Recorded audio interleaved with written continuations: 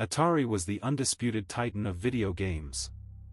Then, they bet their empire on a ghost-chasing yellow circle. The result wasn't a triumph, but a catastrophic failure that nearly killed the industry. Millions of unsold cartridges, a legendary landfill, and the dawn of a crash. This is the story of Atari's Pac-Man.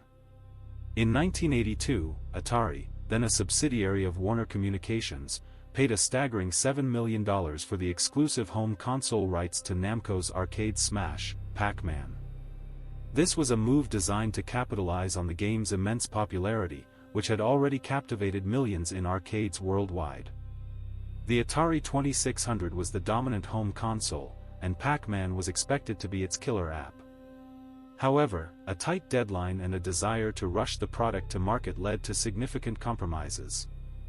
Developers were forced to adapt the arcade game to the 2600's limited hardware, resulting in a version that was widely criticized for its inferior graphics, sound, and gameplay.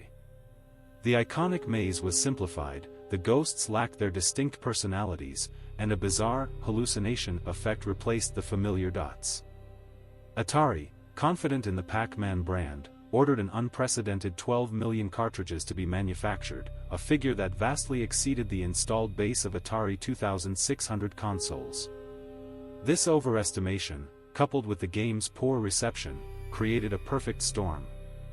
Retailers, initially eager to stock the highly anticipated title, soon found themselves overwhelmed with unsold inventory. The sheer volume of returned games began to clog distribution channels and depress sales across the entire video game market. This oversupply and subsequent devaluation of video game products became a critical factor leading into the industry's downturn. The true magnitude of the disaster only became apparent when Atari, unable to sell the excess inventory, made a decision that would become infamous. They buried millions of unsold cartridges, including the disastrous Pac-Man game, in a New Mexico landfill.